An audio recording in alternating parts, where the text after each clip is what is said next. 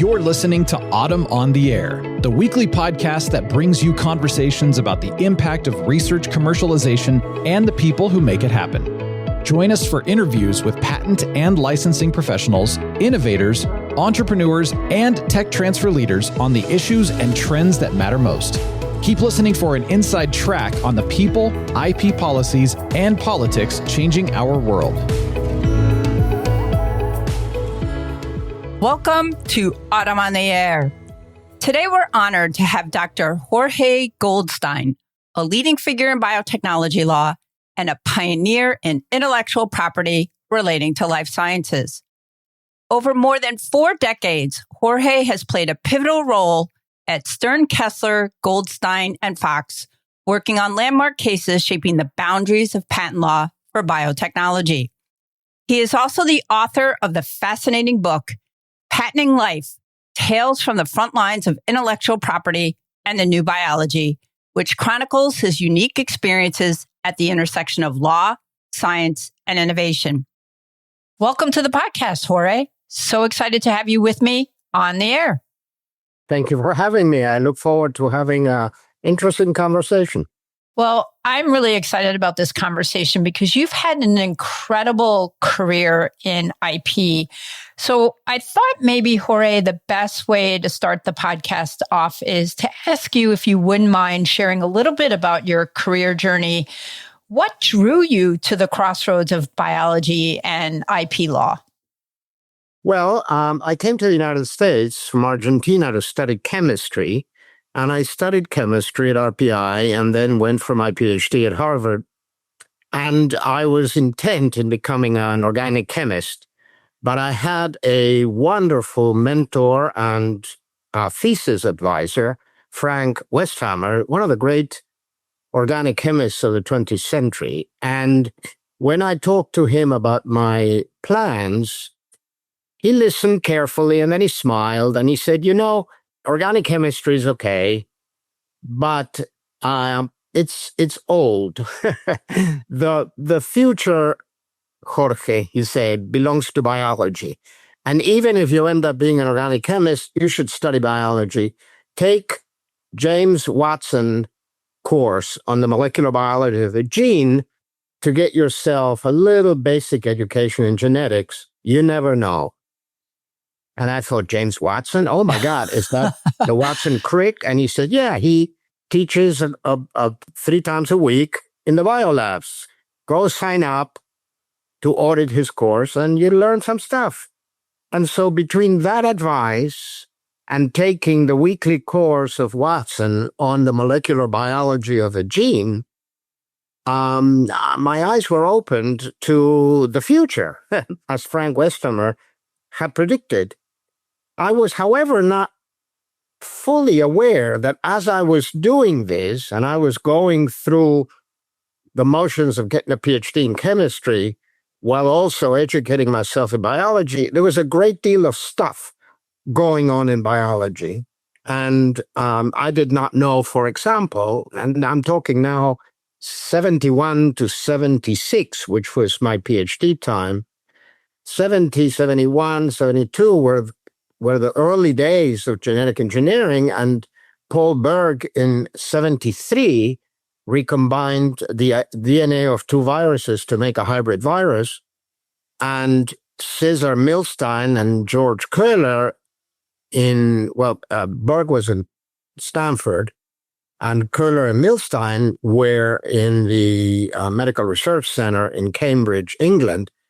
They invented methods of making monoclonal antibodies in 1976 when I was graduating with my PhD. And frankly, I was not aware of what was going on. And the reason I wasn't aware is because, thesis students anywhere in the world focus on the thesis. They focus on what they have to do to get a PhD. And all the intricate details of the molecules I was studying. I was studying enzymes, actually, so it was sort of biological. And then I became sort of disenchanted with doing research at the bench. It was not my temperament. Nobody had said to me that studying and understanding scientific topics like biology, molecular biology, chemistry was an entirely different thing than being a professional chemist or a professional molecular biologist, a professor, as Frank Westheimer and everybody else in my mentoring groups there wanted me to become. And I suddenly realized I'm not sure I have a temperament of doing research. The issue with research, of course, is it's very slow. There's a lot of trial and error. You could end up with errors that would take years away from your work. And you have to delay your gratification. And I understood that my temperament was not one of delaying gratification. I wanted to do something and get the result. And I started talking with a good friend of mine who was a law student at the Harvard Law School, and Leonard is his name. And Leonard said to me, there is this field called patent law, and I just summered at one of the firms downtown Boston, and I'll introduce you to a partner that knows this stuff, and go talk to him. So I went to talk to this partner, and he said to me, he was a great mentor then, that day, really. He said to me, there is this new thing called biotechnology, and I know almost nothing because I'm a chemist, but there is a great deal of future for intellectual property in biotechnology. So the future belonged to biology, according to Frank Westheimer, and to this partner at Ropes and Gray, to intellectual property dealing with biology. And then suddenly in 1980,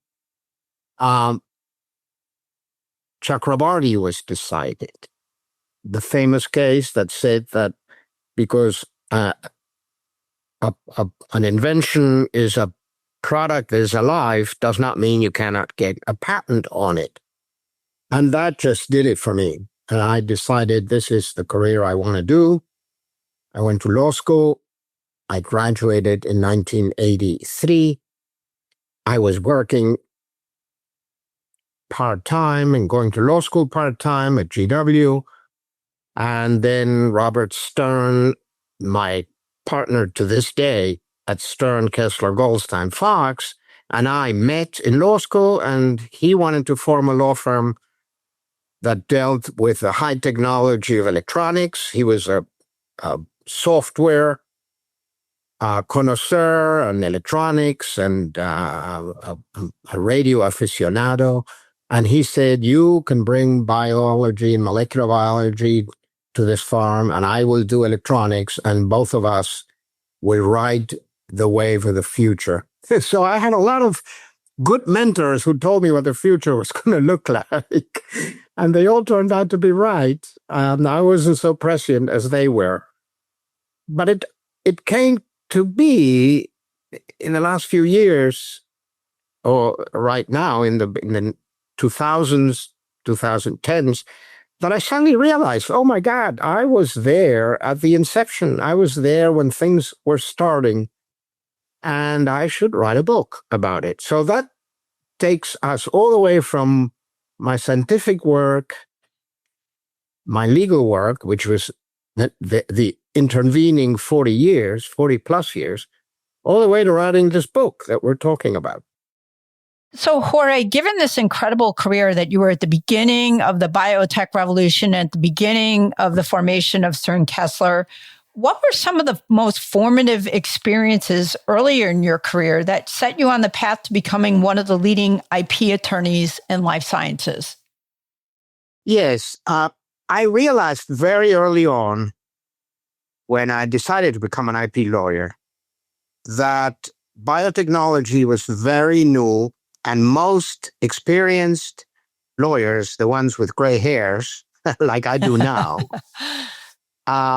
understood chemistry and understood pharmaceuticals and chemical processes and things like polymers, et cetera, and they knew the jargon because they understood that the world was changing, but they did not really have a good foundation in molecular biology. In contrast, the CEOs and the founders of the startups, and I'm now talking Genentech, and Amgen, and Genetics Institute, Chiron, all companies with whom I interviewed, some of whom offered me jobs. But I decided I wanted to form a firm and not be a corporate counsel. So the CEOs, the founders of these biotech companies were generally young. They had come out of labs relatively recently.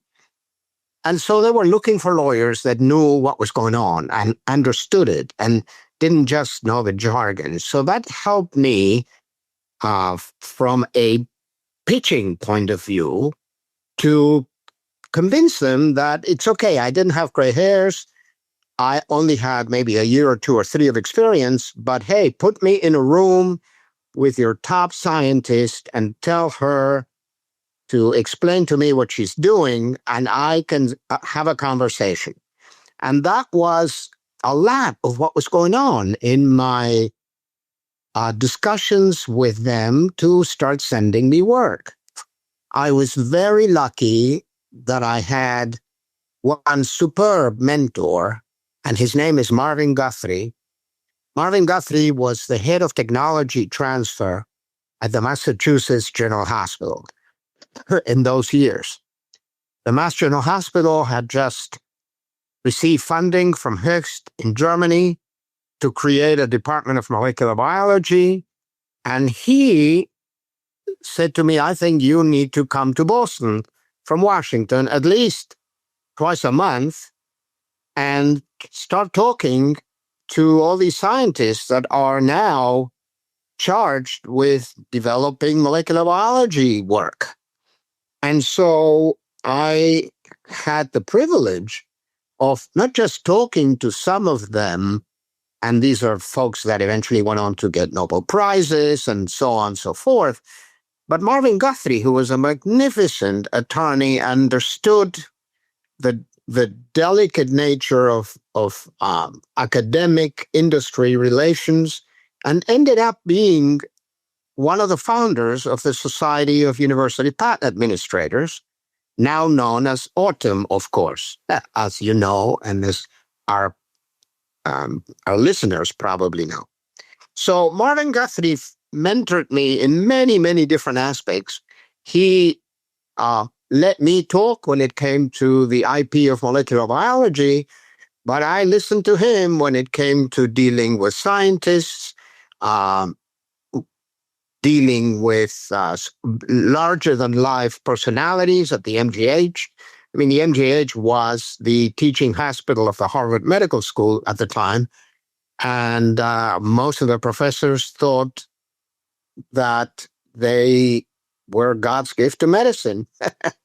But I learned diplomacy because they may have been God's gift to medicine, and many of them were, but intellectual property was my domain. So it was fun, and I will always have a corner of my heart for Marvin. Marvin eventually left the Mass General.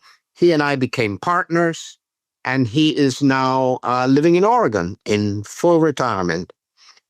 So having mentorship like that and having early experiences with top-of-the-line scientists and molecular biologists was a really formative experience, and I credit a lot of my ability to then attract folks that were similarly situated, but in companies.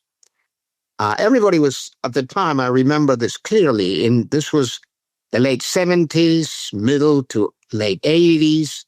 Everybody was looking for folks who understood molecular biology and intellectual property. And it's not that I knew the intellectual property of biotechnology. We were creating it as we were going along. But at least I knew basic IP and I knew the science. And so that combination opened many, many doors, many, many doors. It really does sound like it. It certainly did. So, Jorge, I want to turn now to your book, which you've mentioned a couple of times, Patenting Life. And it's really an incredible book because it offers a front row seat to some of the landmark IP battles. What inspired you to write this book, and who did you envision as your audience? Well, I've noted previously that I came to realize about 10, 12 years ago, as I was thinking about my career in law, in IP law specifically, that I had been present at the inception of the mix of molecular biology and intellectual property law. And that I had, consciously or not, or knowingly or not, been part of that beginning. And I thought, wouldn't it be interesting to tell a little bit about the history of biotechnology, commercial biotechnology, the new biology, as I call it, how it became commercialized, how people started thinking about monetizing inventions in the new biology. And by that, I mean both genetics and monoclonal antibodies and modern immunology, from somebody who was there and who fought some of the early battles. And I had published a whole bunch of articles in law, even some early ones in science, but I had many publications and hundreds of presentations in the area of biotech patent law and intellectual property law. And I also have always had an interest in improving my writing. And so I took a number of writing courses at the Writers Center in Bethesda, Maryland, a great place. And then we formed together with friends a writer's circle, which tested ideas on how to write complicated things. There was a not scientist, but there was a journalist who was writing a novel. There is still the curator from the Smithsonian who is writing his memoir. Another attorney in environmental law that's writing a story of the Montreal Protocol. And we all wrote chapters, sections. And at one point, I said, how about if I start working on a history of biotech told through intellectual property? And it was this group that then forced me to write in plain English, in the first person, not in the passive voice, short sentences, and kept me on the straight and narrow so that my writing would start becoming less wooden than it had been when I was a scientist. You know what it means to write science. And then superimposed on that was the legal jargon and legal training that I received. So you superimpose science and law, and the result is passive voice, long sentences, full of jargon and acronyms. And I slowly but surely started shedding it. And then it occurred to me to make it really friendly to a general audience. And a general audience for me is somebody who is at least interested or curious about the natural world, maybe about the social world and how the two interact, how law slowly develops, at least the common law in the United States, slowly develops precedents so that every new case gets looked at and analyzed and then tried to accommodate into general theories that little by little emerge. And I decided the way to do this would be to write important cases and important developments, not just case law, but also important developments through the individuals that I met and who I got to know, with whom I had interactions over the years. So I thought, why don't I write a book where pretty much every chapter is the story of a human being? After all, case law, every case at the end of the day has a human story to it. An inventor, an entrepreneur, a judge, a scientist, a venture capitalist. And that's what I decided to do. So I've written the book based on people. Judge Lourie at the Court of Appeals for the Federal Circuit figures very prominently because he was involved in some of the really early battles on eligibility. I have stories of creative scientists like Steve Hoffman, about whom I talk at length in one chapter about his invention of a malaria vaccine. Very creative entrepreneurs who were also products of the new biotech era, such as Mark Rodman, who was a physician at Columbia Medical School, as well as a superb entrepreneur who focused on genetic diagnostics. Colleagues of mine, like Eldora Ellison, who is one of the top biotech IP lawyers in the country today. Opponents like Jim Haley, who used to be a partner of Fish and Neve and now has his own firm.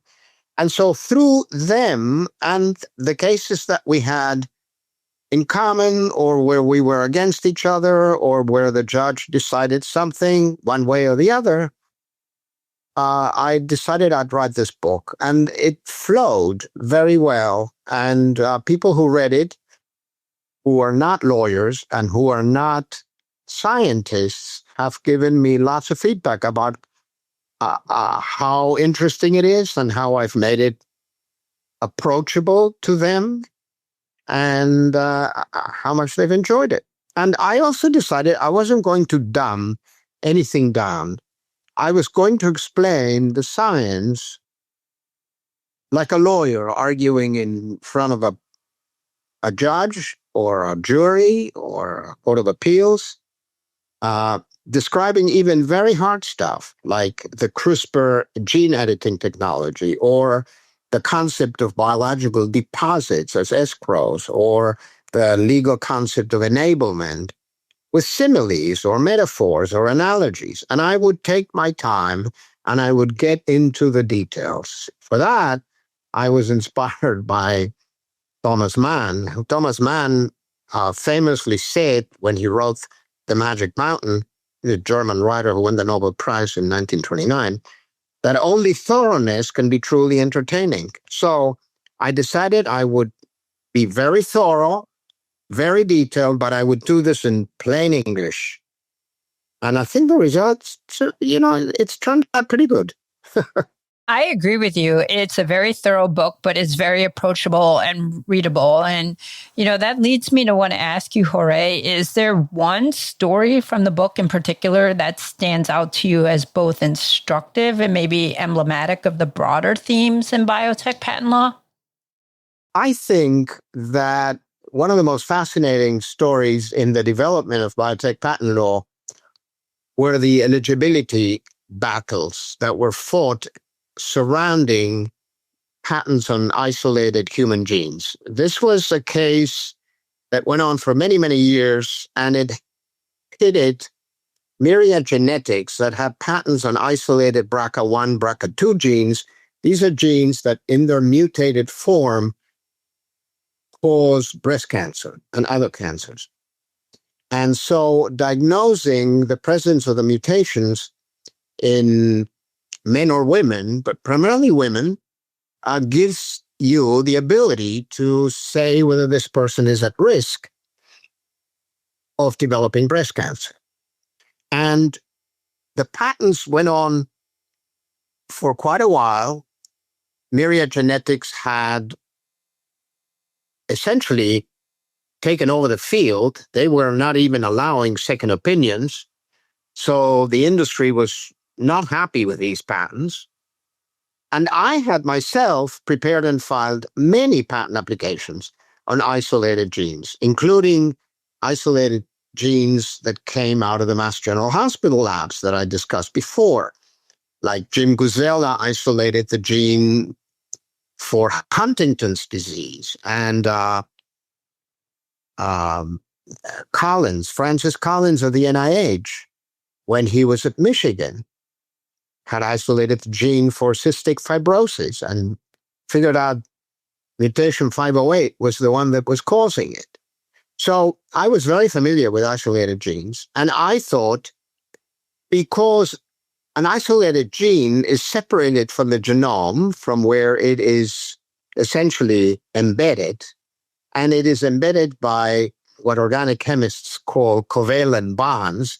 Covalent bonds are very strong bonds, and organic chemists figured out all kinds of ways of breaking and making covalent bonds to create new compositions of matter and new molecules, etc.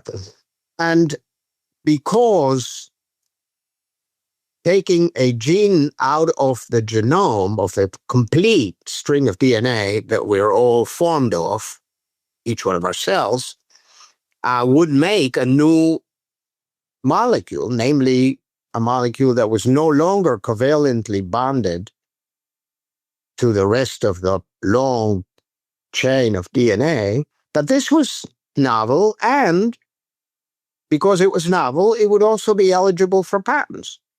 And so we all filed and obtained patents on isolated genes in those years. And I'm talking 1980, 1990, the early aughts, and Myriad Genetics had their share. And then the Association of Molecular Pathology decided to challenge the whole notion of getting isolated genes and challenged the decision, the patents as not eligible for patenting. And it went through the district court in New York, and the district court agreed with them. And the district court said, yeah, breaking covalent bonds, what's the big deal? It's still the same gene, so no, it's not eligible. And we were all shocked. I could tell you 90% of the biotech patent attorneys in the 2000s looked at that decision, including me, saying, oh, this judge. Me too, yeah. He didn't understand chemistry. He didn't know this is a new material. Exactly. It's novel, right? And the section of the statute that deals with eligibility, which is Section 101, says anybody can get a patent on any novel and useful composition of matter. So novel was enough for all of us. And the decision from the judge in New York went to the Federal Circuit. The Court of Appeals Federal Circuit has ultimate jurisdiction, not ultimate, but has exclusive jurisdiction on patent matters, including eligibility matters. And Judge Lourie was prominent organic chemist, well-trained scientist who headed the panel that looked at this decision from the judge in New York. And he wrote a treatise on eligibility. And he said the covalent bond is what's broken. And once you break a covalent bond, the isolated gene is a new composition of matter, and it's therefore eligible. And we all sighed a sigh of release, and we all concluded, see, this judge in New York didn't know what he was doing. But of course, the Association of Molecular Pathology went up to the Supreme Court, which is the ultimate arbiter of patent law. And the Supreme Court took on the case, much to everybody's surprise. And the Supreme Court, in a unanimous decision written by Justice Thomas, went through molecular biology, and I thought I was sitting in Watson's course again with all the details about DNA and nucleotides and covalent bonds and non-covalent bonds and double helices and on and on and on. And they agreed with the judge in New York. And they wrote their own treatise on how to interpret the patent law. And Judge Lourie at the Court of Appeals for the Federal Circuit, who was my hero, because I thought that whatever Judge Lourie says is, in fact, the law, ended up not quite being right. And we learned that the Supreme Court, because of the Supreme Court thinking in much broader terms than just novelty, they decided that novelty does not necessarily equal eligibility, and that you could have something novel, like an isolated gene, or even maybe a purified product of nature, like a molecule from a tree in the Amazon. And just because it's isolated or purified doesn't mean that you can get a patent on it. They focus on a part of the statute that talks about invents, that says whoever invents a novel and useful product of nature can get a patent. And they said, don't forget that it says invents. So there has to be something that has been invented. And breaking covalent bonds is not inventing anything. And it doesn't matter that it took them forever to find where this gene was, the BRCA gene was. That may have been superb, and maybe it's inventive and non-obvious, but that doesn't mean that you can get a patent on it. And that changed the whole paradigm, because what followed were a whole series of decisions on what does it mean to invent. And in a way, it portended what's happening today, and I hope I'll talk about that with you a little later on concerning artificial intelligence. Who is inventing? What does it mean to invent something? And so the dialogue changed from, well, if it's novel, it's eligible, to has something been invented here? And that doesn't mean whether it's obvious or not obvious, inventive or not inventive under another section of the law, which is obviousness law, but it means has something been invented? And so now we all live under the AMP, the Myriad Genetics law, as expanded in detail by Justice Thomas, that we need to think beyond novelty. And I thought that the tension between the decisions written by Judge Lourie and the decision written by the Supreme Court was so dramatic. You know, they reached completely opposite results, that I think for me, it stays as a symbol of what was going on in those years. This is fundamental stuff that we today take for granted, but it wasn't always taken for granted. And there were a lot of people who thought Lourie was right. And then we were all surprised when the Supreme Court said, no, he's not right. And of course, we all had to get used to it, but that was part of that ferment, that intellectual ferment that everybody was involved in those years. And I'm talking all the way from 1980s to the mid-aughts, 2020 or so, 2010 or so. 2010, yeah, because there was a series of three decisions. There were the Prometheus, then there was the Myriad Genetics, and then, of course, there was Alice. And I was with you. I thought Judge Lourie was correct, but here we are today still dealing with the three cases right in a row by the Supreme Court on Section 101. Exactly. Yeah, it's wreaked havoc in like diagnostics and other industries. So Jorge, I wanted to ask you, share with us a little bit, if you wouldn't mind, some of your experience working on some landmark cases that fundamentally shifted the patent landscape for biotechnology. Yeah, I mean, I worked not directly on the Myriad Genetics AMP litigation, although I followed it at great detail.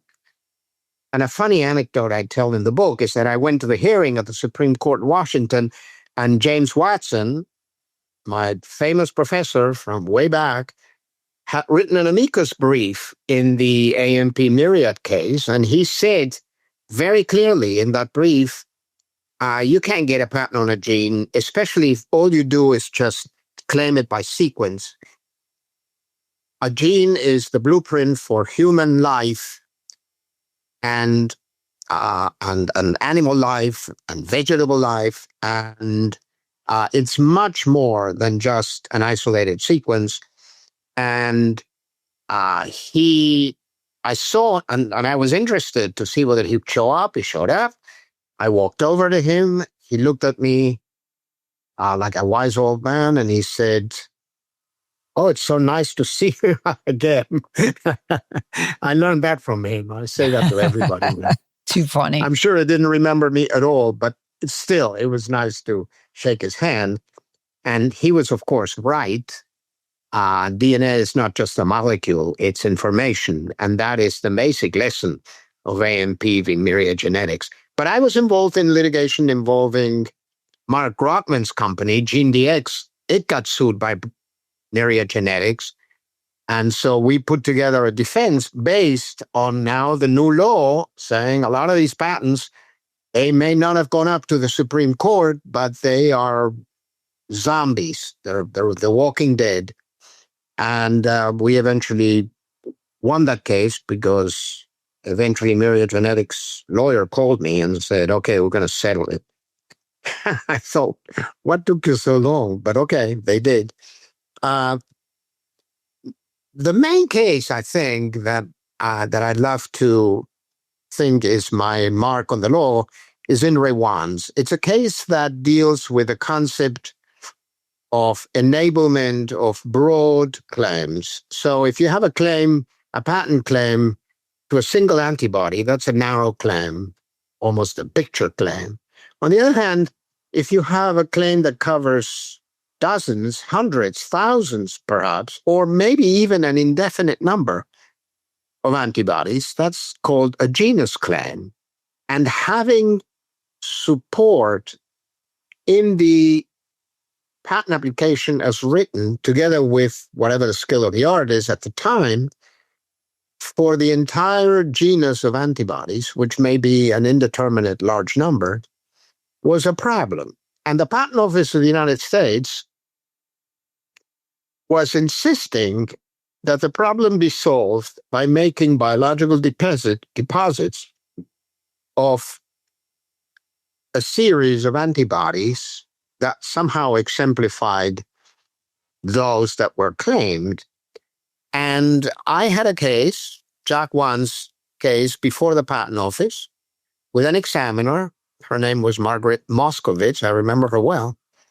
And she kept insisting, you have one deposit. One deposit of an antibody isn't going to enable, as we call it in law, fully put in possession of the public the full scope of this genus, and you need to make more antibodies. And I said to her, well, Ms. Moscovitch, how many?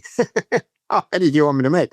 Oh, that's for you to decide. I said, look, I can't, and I will not make any more deposits.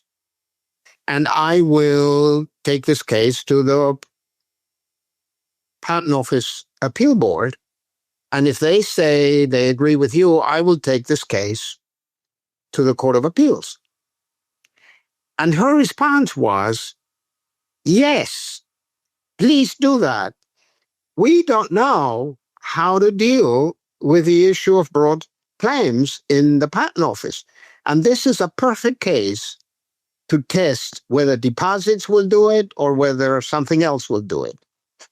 And I was surprised. And I talked to the chief of Biotech examination at the time, and he confirmed that they wanted this case to go up to the Court of Appeals. And the board affirmed the Patent Office, so the rejection for lack of enablement still stood. And we went up to the Court of Appeals. This was the Mass General Hospital.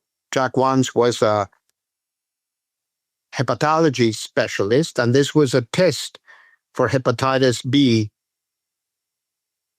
a diagnostic test. And it used these monoclonal antibodies that had been invented by Milstein and Köhler in 1975. So we're talking now the mid-'80s, 10 years earlier.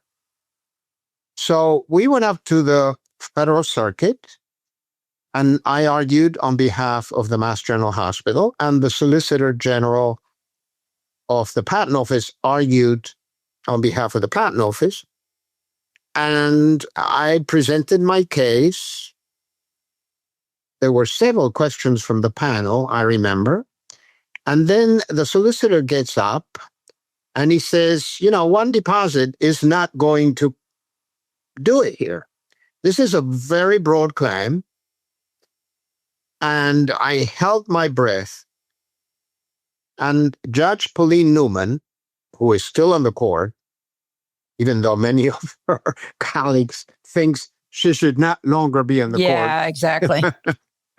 But Judge Newman asked questions, said, well, solicitor, tell me how many deposits should ones make 10 deposits, 100 deposits, 1,000 deposits? Is there no end? I mean, this claim does not have a limit to the number. It's not like 20 antibodies where one knows to make 20 deposits. How many? And I looked at my co-counsel and I said, I think we have just won this case. This was the question I was hoping somebody would ask, because there is no answer. And the solicitor hemmed and hawed, and he said, well, it depends. And Judge Newman said, depends on what?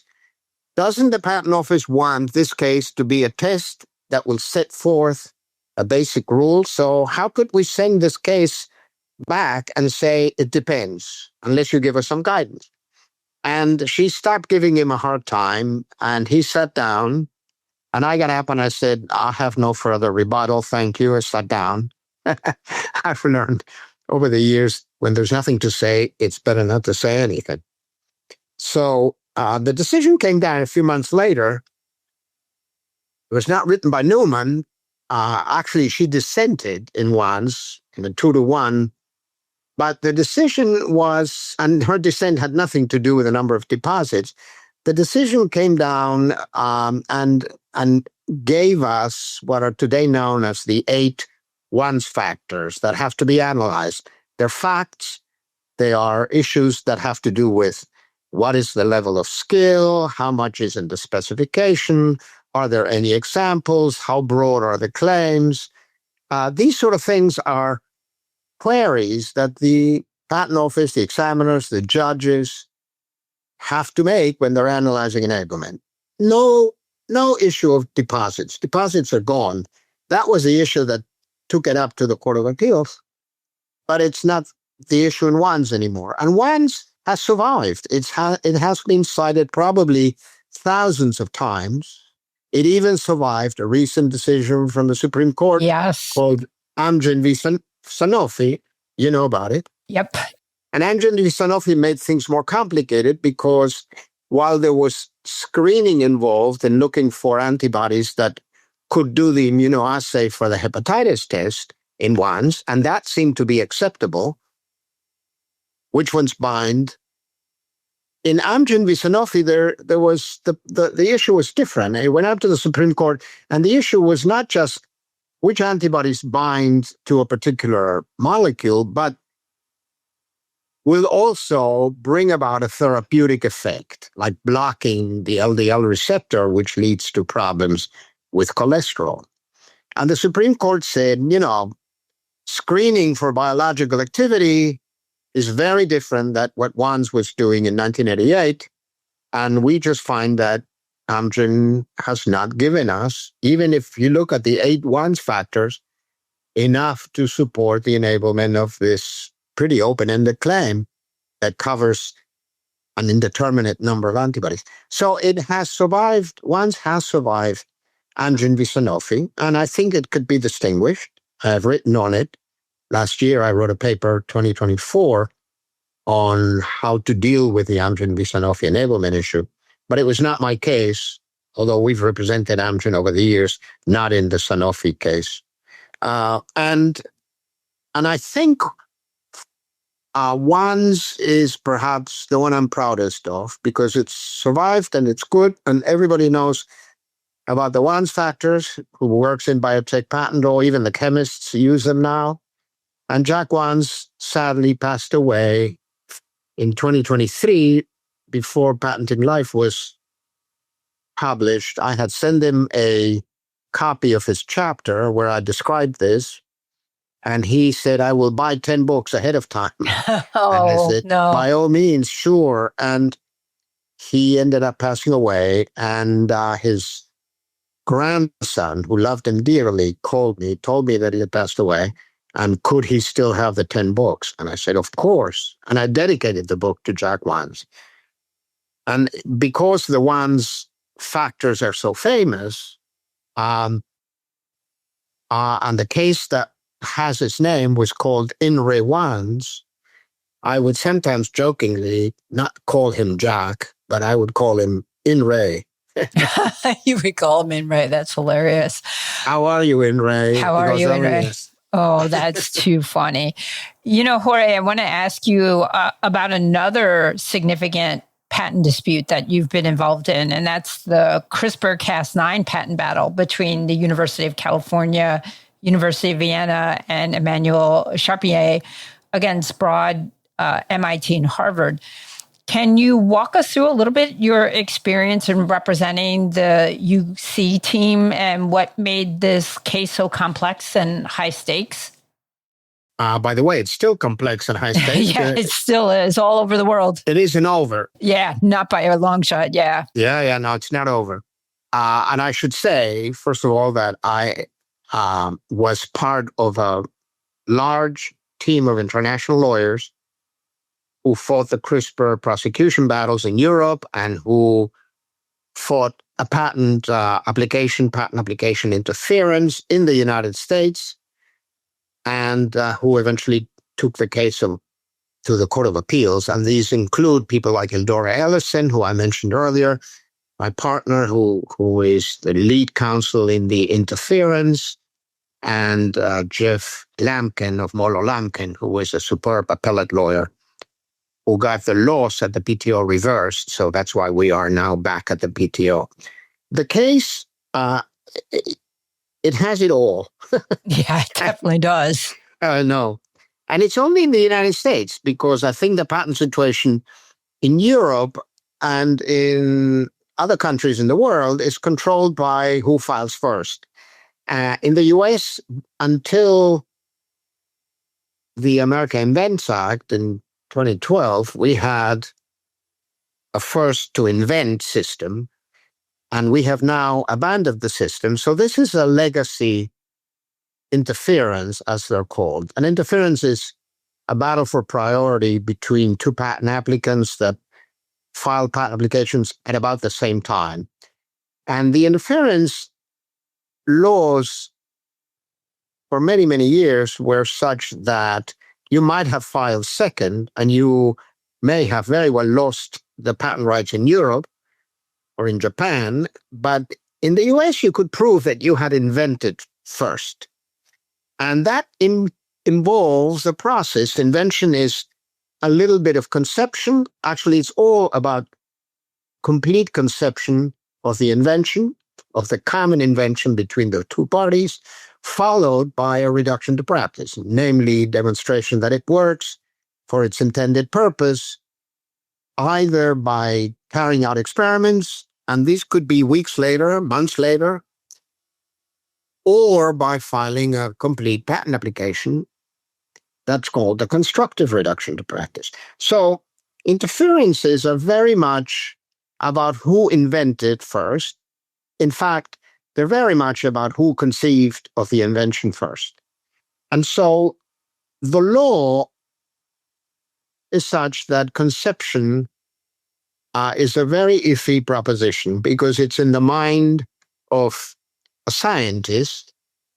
It is sometimes written down in detail, sometimes it's not written down in detail, but it comes along with a whole bunch of additional elements, such as, for example, did the scientist know for sure that the conception could be reduced to practice and that it would work for its intended purpose? And how diligent was she in going from conception to reduction to practice? Or did she abandon and then only woke up when she saw that her opponent had filed a case? So it's a complicated business. For many, many years, I knew interference law and regulations and fought many, many interferences. I won my share, I lost my share, but interferences were very much part of what I was able to do.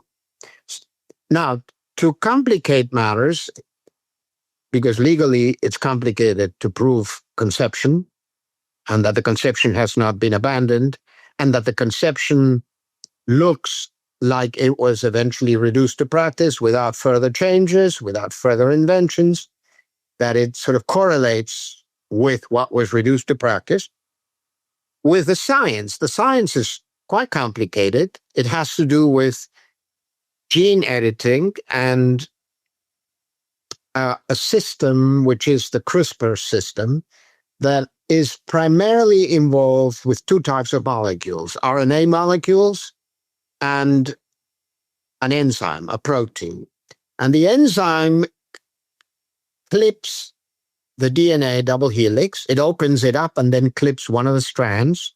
So it's a nuclease enzyme of some sort. And the RNA associates with this enzyme. The enzyme is called Cas9, and basically leads the enzyme to that piece of DNA with which the RNA will hybridize or will form a double string. And then once that has been formed at the right spot, the enzyme clips it, and then you could put in another gene, or you could take a gene out and put a new gene in. So this was originally seen as a way to modify DNA, and that leads immediately to treating genetic diseases, congenital diseases, sickle cell anemia, inherited deafness, and on and on and on. And it just opened up the floodgates for commercialization of a technology that promises, and still promises, to be a lifesaver for many, many people. And it has proven technologically to be right. Just about 3-4 months ago, there was a baby that was born in Philadelphia with a very serious congenital disease that might have killed him within about a year or two. Couldn't make a particular enzyme that was critical. And they did a very, very careful but quickly developed CRISPR experiment, and the enzyme has appeared, and the baby is on recovery. So it's real, and it is earth-shaking. And the press, so that's the third thing, it became public very quickly, and the press has a field day talking about how magnificent this medicine development is. And then, of course, there is a big fight between scientists at the University of California and the University of Vienna. These are two women, Jennifer Doudna, who are clients of ours, and Emmanuelle Charpentier, the latter of Vienna, and Jennifer of the University of California, who argued that they were the first to conceive, and that they gave the basic idea of how to put all of this together and what was necessary, put it into the public domain, and then a colleague of Professor Zhang, who is a top scientist in genetics and mammalian cell biology at the Broad Institute of Harvard and MIT, quickly saw what was going on and reduced it to practice before Doudna Charpentier reduced it to practice. And then he reduced it to practice in very complicated cells called eukaryotes, and filed a patent application before they had reduced it to practice, claiming that he was the inventor of CRISPR in eukaryotic cells. And the patent office gave Zhang the patent, and we jumped and said, wait, it's not so simple. Doudna Charpentier invented it in all organisms. They simply did not reduce it to practice in eukaryotes, but so what? Their conception was complete. The problem for Jennifer Doudna and Emmanuelle Charpentier was that they gave interviews to the press, especially the science press, where they said, like good, honest scientists, especially Jennifer Doudna, well, you're never sure whether something's going to work until you actually prove it. But that's the way it is in biology. You could say this is going to work. I don't think there's any problem in reducing this to practice in eukaryotes. I've shown that it works in simpler organisms like microbes that don't have a nuclear membrane, don't have RNases, et cetera, but I don't see any problem. Well, of course, what they all focused on was that she said she wasn't sure. And that was used by Zhang, saying her conception was not complete. So it was a mix of top of the line, world-changing science and medicine, Nobel Prize winning to the two ladies, a complicated legal interference, and her own admissions. They were used as admissions that she wasn't sure whether something would work or not, and an enormous number of folks who were funding this. After all, this is a battle legally between the University of California and the University of Vienna, and Charpentier on her own, that has retained some rights. On the one side, all academicians, against Professor Zhang, also a top academician at Harvard and MIT and the Broad Institute. And the press had nothing more interesting to say than these two big universities are fighting against each other. These are all federally funded inventions. Why don't you guys just settle it? So there were these 4 or 5 major factors that have caused CRISPR to become a cause célèbre. And the Patent Office of the United States, in the interference that was declared on eukaryotic CRISPR, agreed with Zhang and with Harvard, Broad, and MIT, and against the University of California, even though, of course, the University of California scientists and Charpentier had won the Nobel Prize. It didn't seem to make any difference. And maybe it shouldn't make any difference. We made an argument that these were Nobel Prize-winning inventions and the world had recognized. But of course, the law is very different. The law focuses on evidence, what is in the record, when did she reduce to practice, how come she expressed doubt. And the law, the way the Patent Office interpreted it, favored Zhang. And so we took the case to the Court of Appeals. And it was argued brilliantly, I should say, by Jeff Lamkin of Molo Lamkin, an appellate lawyer. And then the Court of Appeals sat on it for a year. And we were all going, why is this taking so long? It took forever, yes. I know. And we were all thinking, these decisions usually get decided within 6 months or so. What's going on? What's going on? Everybody was a little nervous.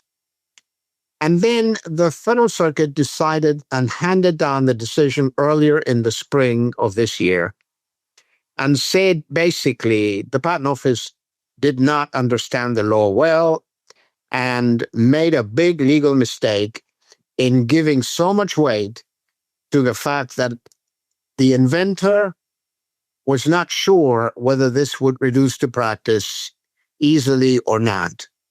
And they said, it doesn't matter that the inventor has doubts. The test is an objective test. If the conception is complete and can be handed over to a person of ordinary skill in the art, then the conception is complete. If it has not changed between the conception and the reduction to practice, there has been no need for further inventions, for major changes, or the conception is not quite the same, but by the reduction to practice, it had changed, and it was, the way she had conceived it originally wouldn't work anymore, then maybe the conception was not stable and permanent. So they focused on permanence, not on uncertainty, and send it back to the Patent Office saying, okay, this is the correct legal test, get it right this time, look at all the evidence and tell us whether the conception was definitive, permanent, stable, and whether anybody of skill in the art could have reduced it to practice without making further inventions. And the evidence we put in below at the Patent Office included reductions to practice by 5 or 6 groups internationally within a few months. And we said, well, that proves that there was nothing major that still had to be done. And the court never resolved it, said, okay, go back to the judge in the Patent Office and tell us who wins. So we're all holding our breaths again. But that's where we are. Yeah, it's a waiting game again. So we'll see what happens. And I know. It's going to be fascinating to watch regardless. So, Jorge, I wanted to switch gears a little bit and ask you about what trends in research commercialization you're paying special attention to today, especially as synthetic biology and gene editing become more and more prominent. Yeah, my main concerns have less to do with synthetic biology and gene editing. I will tell you that I am a little concerned about artificial intelligence and its uses on inventing drugs, which are happening left and right, and how people are going to be able to protect this because artificial intelligence is not considered to be an inventor, even though it's pretty clear that artificial intelligence can conceive of new uses for all drugs, repurposing of drugs, even the design of new synthetic proteins. And we have recently gone through a biological revolution in the understanding of how proteins work and how they fold from being just a linear chain of amino acids to a little globule, three-dimensional, that works like an enzyme or whatever. And all of that was done with artificial intelligence. And the Nobel Prize was won by a combination of biologists at the University of Washington and a Google scientist who did AI a year ago. That is a headache for patent lawyers. And I think it is clear that biotechnology is moving more and more into artificial molecules, artificial living organisms, by creation de novo or even mutations and so on. And creating commercial protection with a 20-year patent may or may not be possible because the law generally is that only a human being can be an inventor or a co-inventor. So I'm in the process of writing a paper on AI as co-inventor. And will this pass muster or not? And I think my recommendation will be, this is a preview of my conclusion, that the Congress should change the law and allow AI to contribute to conceptions, be co-inventors or plain inventors. What matters at the end is who controls the patent rights. And who conceived it is not that important. This goes back to our early patent law where individuals working in their own basements or laboratories mattered. Today, with the advent of AI, all of that model has changed and the law needs to adapt. So I think I consider from a legal point of view that to be the cutting edge. One of the big cutting edge issues is what role will AI play and how is the patent law going to avoid this need to have only human beings invent? I think that needs to be changed, and it can only be changed by a law of Congress. But those are my legal scientific concerns. I think that's for the next generation of young lawyers. When they ask me, what should I worry about? I said, worry about AI. No, what I'm worried about, Lisa, is what's going on with our country right now. And it has a major impact on the biotech industry. And I've mentioned a number of things in the book that since the advent of the new administration have now dramatically changed. I talk at length in the book about the collaborations between federally funded universities and the platforms and the basic fundamental biology that they have always discovered, and the transfer of that into a company that can then make a product that can be sold in the marketplace. And the patent system is crucial for that. But if federal funding of universities in the United States will be curtailed, as it seems to be, then a lot of basic discoveries are not going to be made in the US. And they're going to be made abroad. There is a clear invitation by our friends in China and our friends in France and on to invite American scientists to just emigrate and go put their labs in a place where they will be welcome and they will have funding. And I left Argentina when I was young because I couldn't see a future as a scientist then in studying chemistry or biology or whatever. And American scientists are now put into the same problem of not seeing how they're going to fund their lab, how discoveries are going to be made. And so there is going to be, I'm afraid, an American brain drain. And that is very sad. I also talk at length about the ecosystems between universities, academia in general, startup companies, venture capital groups, big pharma, in taking basic discoveries to the marketplace. And again, if basic discoveries are not made, the whole ecosystem, which is represented in general by clusters, of these entities in Boston, Silicon Valley, et cetera, is going to disappear. Then I heard recently that the Bayh-Dole Act, which Autumn is pretty much a pillar of, right, and uses to explain why it's good to have ownership of patents in universities, even while the inventions have been made with federal funds, that the Bayh-Dole Act, which for many years have been tried to be used by mostly very progressive legislators like Elizabeth Warren, Ocasio-Cortez, Bernie Sanders, and others on the left, to try to control the prices of drugs through what are known as margin rights. Margin rights are essentially the right of the government to take away patents that have been obtained with federal funds if the university is not making the products commercially available. And the NIH has always said, when there's been applications for margin rights, no, we're not the right agency to control drug prices in the United States. You may want to go somewhere else. We don't want to get into this. And that was the uniform answer, whether the NIH director had been appointed by one side of the aisle or the other side of the aisle. Well, much to my shock, about 3 weeks ago, the present government announced that it would threaten to use marching rights under the Bayh-Dole Act against Harvard as a way to take away patents from Harvard.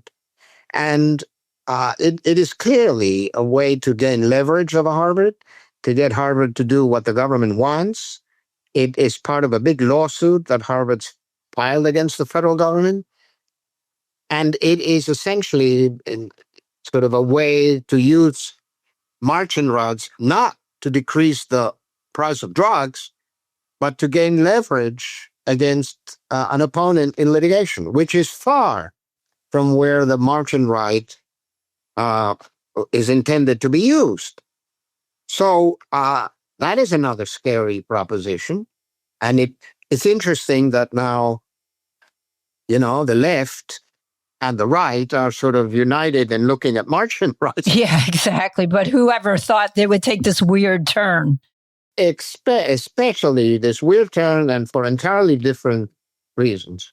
And then the other thing that's going on is an attack on vaccines, an attack on mRNA vaccines. I talk at great length about the great mRNA vaccines that helped stop the COVID pandemic and saved many millions of lives around the world.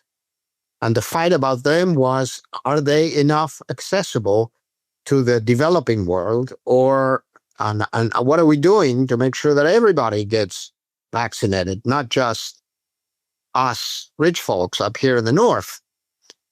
Well, and now we have a government that doesn't even think that vaccines are so good. Not to talk about mRNA, they recently canceled 20 contracts dealing with mRNA vaccines, completely undermining years of excellent science and efficacy. And the last overriding thing is I worry about generating distrust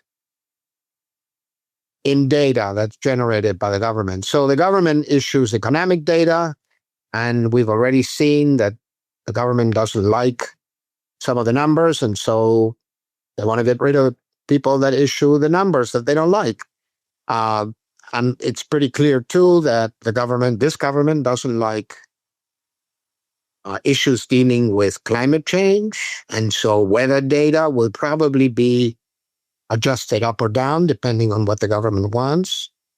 Data on health and disease, vaccination, lack of vaccination, is it or not correlated with the appearance of measles epidemics in Texas? It's pretty scary to me. I've seen this movie before in Latin America. When the government doesn't like data and doesn't support education and universities, it could really set the United States, a country that is mine, and I love it and have adopted it, by a generation. And it may or may not be possible to recover. So I'm just sounding the alarm, but I'm not the only one sounding the alarm. Yeah, there's a lot of people sounding the alarm right now, and it's going to be very, very interesting to see what happens the next few weeks and months here. But yeah, that was a great summary of everything going on for sure. So, Jorge, I wanted to ask you, looking back, which moments in your career do you find most rewarding or maybe surprising? Yeah, well, certainly in Rwand's, I can't help it. In Rwand's, and how it's been interpreted and interpreted and interpreted over the years, and how it's held up with the 8 ones factors, and how it's being used by courts left and right, and by the patent office left and right. And the patent office in 24 said, keep using it. It's good. It's a good way to look at broad scope claims. So I think that perhaps is my most rewarding impact on the case law and on the whole biotech case law. I'm also very happy and proud of the fact that this firm that we formed with Stern in the late 70s, early 80s, has gone from 3 or 4 people to about 400, 500 people now. And we are still, I think, I may say so, even though I'm a founder and a partner, considered to be among, the stellar firms in intellectual property of high technology. So seeing the growth of the law firm and making sure that it transcended me and Rob Stern's presence there, and that it became institutional, and that it wasn't just a founder's folly that we wanted to create something, then when we're gone, it's gone, but that there are multiple generations that have taken up the mantle and have carried the firm forward to what it is today. That is something I'm very, very proud of. I have trained generations of smart biotech patent lawyers, whether they are with us or have gone on to form their own law firms or have gone on to companies. I've written a book that is used both by beginners and experienced practitioners called United States Biotech Patent Law, which is a scholarly, more sort of case book, hornbook type book that explains the law. It's very different than Patenting Life. It's written in legalese with dense jargon, but it is for lawyers, and that's in its 10th edition. I've now been publishing it with Thomson Reuters for 10 years in a row. And I think seeing small startups benefit from the patent system has been a joy also for me. I think startups are the ideal clients, and universities too, for a good, solid patent system. Big pharma is of 2 minds. Big pharma, and I've seen many of them, and I've represented many of them, but when they look at what they do, they see themselves primarily as not so much basic research on what's going on, but associating with somebody that has done the research, like a university or a startup, and then taking the IP rights and developing them into a specific drug. And if that drug is successful, they don't need broad generic scope claims. They just need one patent that covers that drug. and then let them compete with anybody else. And the market power that the big pharmaceutical companies have speaks for themselves, speak for itself. And so helping the startup get a beachhead and develop intellectual property that can then be leveraged into final products that are going to be done by the big pharma companies, not by the startups. That has been one of the great joys, seeing them from being nothing but an idea to a few people, a CEO from a university, and then helping them negotiate licenses and seeing drugs come into the marketplace based on ideas that were generated 10, 12 years ago and protected, has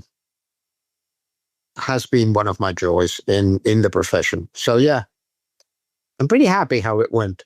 Yeah, I would say so. It's been a amazing career that you've had, and this has been an incredible discussion. And so before I let you go, I wanted to ask you, for young professionals entering this field, what skills or mindset do you believe are essential for success at the intersection of science and IP?